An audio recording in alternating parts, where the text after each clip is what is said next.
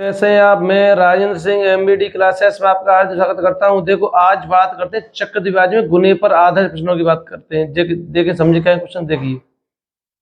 देखिए ये है क्वेश्चन आपका। कोई धन चक्रदिवाजी पर 6 वर्ष में अपने का 2 गुना हो जाता है, वही धन उसी दर से कितने वर्षों में अपने का 8 गुना हो जाएगा। देखो समझे, सबसे बड़ी बात यह है कि जितने गुना आपको स्टार्टिंग बोली उसने 2 गुना बोला है। जैसे आपको 2 गुना बोला गया, 2 गुना ट्रिक से करेंगे सीधा। 2 गुना बोला गया, मेथड इसका बड़ा होगा। उसके बाद कह रहा है 8 गुना।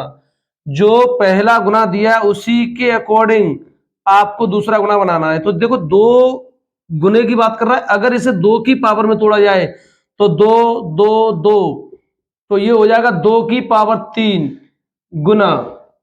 तो देखो अब आपको समय निकालना है, तो समय बराबर होगा आपको पावर से। पावर आपके पास 3 है, 3 का गुणा जो समय दिया उससे गुणा करना आपको कितने वर्षों में। 6 वर्ष की बात कर रहा है, 6 साल में। तो 6 गुणा 3 आपका 18 साल हो जाएगा। 18 वर्ष, 18 वर्ष का मतलब मेरा विकल्प ए सही होगा। देखिए अगला क्वेश्चन क्या है, समझिए।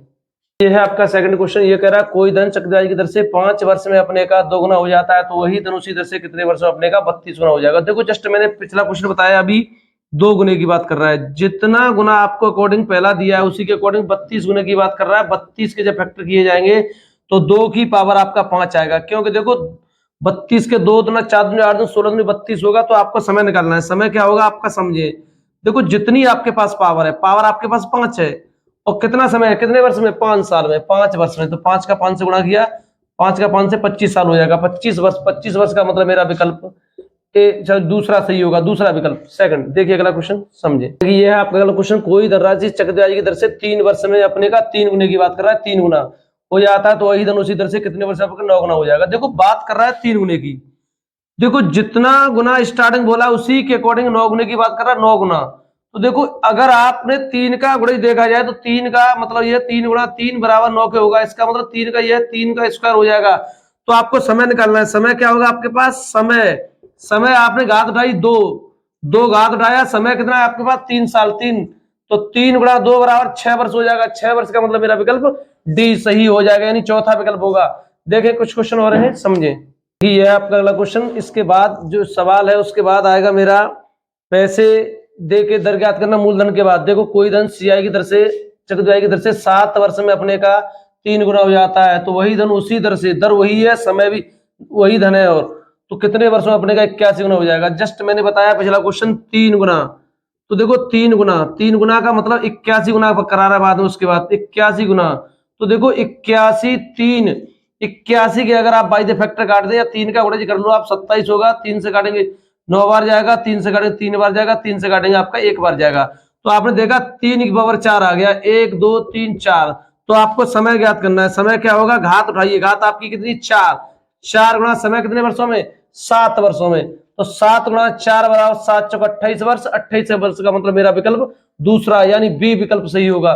देखिए इसके बाद देगा मुझे 2 समय दे दे और 2 मिश्रण दे दे, उसके बाद दर ज्ञात कराए। समझे क्वेश्चन क्या है, देखें। जैसे ये है क्वेश्चन आपका। कोई धन चक्रदिवाजी की दर से 3 वर्ष में आपका 800 रुपये हो जाता है, जबकि 4 वर्ष में आपका 840 हो जाता है। तो ब्याज की दर क्या है, ब्याज की दर पूछ रहा है आपसे। देखो अभी आपको करना क्या है कि देखो आपने देखा यार 3 साल दिया, उसके बाद जस्ट बाद 4 साल दे दिया आपको। 3 साल के जस्ट बाद यानी लगातार समय दिया हो तो आपको दर कैसे ज्ञात करनी है। इसके बाद 1-2 क्वेश्चन कराएंगे जो मेथड से होंगे, यानी लगातार समय न हो, या 3 साल है या 5 साल हो, 6 हो, उसके बाद दर ज्ञात करेंगे। तो कैसे समझिए, सबसे पहले इसके लिए ट्रिक लगेगी, सीधी ट्रिक से कराएंगे। आर बराबर यानी दर बराबर, तो सीधा A2 माइनस A1 बट्टा A1 गुणा 100, ये आपका दर निकालेगा इससे। तो देखिए कैसे करेंगे। A2 का मतलब मेरा दूसरा अमाउंट कितना है, 840 रुपए। 840 से 800 रुपए घटाइए बट्टे छोटे अमाउंट का भाग लगाइए इंटू 100। तो 0 से 0 काटा आपने, 840 से 800 गया, बच्चा आपके पास 40 बट्टे नीचे 8 बचा, 8 का भाग 40 में 5 बार गया। तो दर होगी मेरी ब्याज की दर 5%। 5% का मतलब मेरा विकल्प डी सही होगा, चौथा विकल्प। देखिए अगला क्वेश्चन क्या है, समझे। देखिए यह क्वेश्चन जो कोई धनराशि सीआई की दर से पहले वर्ष में यानी एक वर्ष के अंत में 200 रुपए, जब दूसरे वर्ष के अंत में 220 हो जाता है, तो ब्याज की दर क्या है। तो देखो समझिए, जस्ट मैंने बताया आर बराबर बड़ी राशि से छोटी राशि घटानी है आपको। 220 से 220 माइनस का 200 बट्टा आपका रहेगा 200 गुणा 100, तो देखो दो जीरो से दोनों जीरो कैंसिल हो गया, 220 से 200 गया, बच्चा मेरे पास 20/2 बचेगा, 20 में 2 का भाग 10 बार जाएगा, 10% ब्याज की दर होगी 10%, 10% का मतलब मेरा विकल्प डी सही होगा। देखिए इसके बाद जैसे देखिए ये क्वेश्चन एक और है लगातार का, जैसे कोई धनराशि सीआई की दर से 2 वर्ष में आपका 500 रुपए जबकि 3 वर्ष में 540 होता है, ब्याज की दर क्या है? तो देखो सीधा ट्रिक से कीजिए आप, सीधा सीधा बड़े धन से आप छोटा धन भी घटा सकते हैं डायरेक्टली, तो आपके पास 40 रुपए बचेंगे, क्योंकि 540 3 साल का है मिश्रण और इधर 500 रुपए 2 साल का है, तो बट्टे आपका छोटी राशि का वाला गुणा 100, तो एक जीरो दोनों जीरो कैंसिल, आपने 5 का भाग 40 में लगाया 8 बार गया, 8% 8% 8% का मतलब विकल्प ए सही होगा। इसके बाद मुझसे लगातार समय न देके ज्यादा समय का अंतर होगा, देखते हैं क्वेश्चन क्या है, समझे देखें। जैसे यह आपका क्वेश्चन, कोई धनराशि चक्रवृद्धि की दर से 2 वर्ष में आपका हो जाता 3600, जबकि 4 वर्ष में हो जाता 5,484 हो जाता, तो ब्याज की दर क्या है? देखो समय आपका अब यहाँ लगातार नहीं बचा, अगर समय लगातार ना हो तब दर आप कैसे ज्ञात करेंगे, वो मेथड से होगा, समझे, ज्यादा बड़ा कोई खास मेथड नहीं होगा, आप समझेंगे। देखो वो आपसे पैसा भी पूछ सकता है, अभी तो केवल दर पूछ रहा है, आपसे पैसा भी पूछ सकता है, तो उसके भी देखेंगे क्वेश्चन, समझिए अब क्या करना है। सबसे पहले चक्रवृद्धि फॉर्मूला होगा आपका ए बराबर पी इंटू 1+r/100 ये आपका अमाउंट का फॉर्मूला रहेगा, यानी मिश्रण ज्ञात करने का। अगर चक्रवृद्धि पूछा है तो पी घटा देंगे आप इससे। तो देखो सबसे पहले आपको 3600 रुपए हो जाता 2 साल में, तो आपने देखा 3600 रुपए या 4 साल वाला पहले लगा लें, जैसे 5,184 रुपए हो जाता है, कोई सा धन मालूम नहीं, कंफर्म नहीं है, 1+r/100 मगर 50 साल के अंदर 5184 होता है, वही धन दोबारा इसी इक्वेशन में दोबारा फिर लगाएंगे, तो वो होगा आपका 3600 रुपए हो जाता है, 3600 बराबर पी 1+r/100 2 साल में, 2 साल में आपका हो जाता है 3600 रुपए।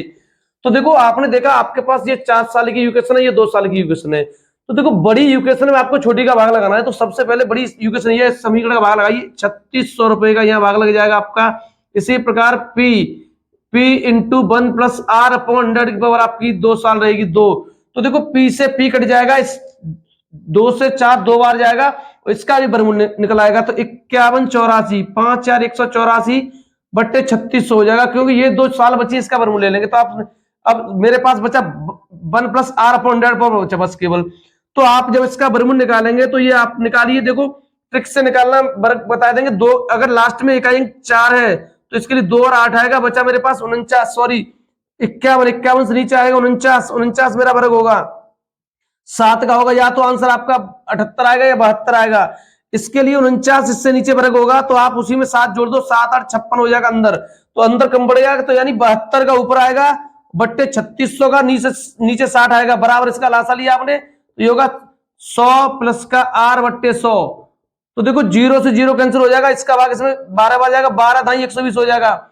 12 धाई 120 बराबर बचा 100 प्लस के r को 100 इस साइड लाइए, 120 साइड, r बराबर मेरा निकलेगा 20%, ब्याज की दर होगी 20%, ऑप्शन मेरा दूसरा सही है। देखते हैं एक क्वेश्चन, जैसे कोई धनराशि चक्रवृद्धि की दर से पहले साल के अंत में 650, जबकि दूसरे साल के अंत में, दूसरे वर्ष के अंत में आपका हो जाता है 676, तो वह धन क्या है? राशि आपसे पूछ रहा है।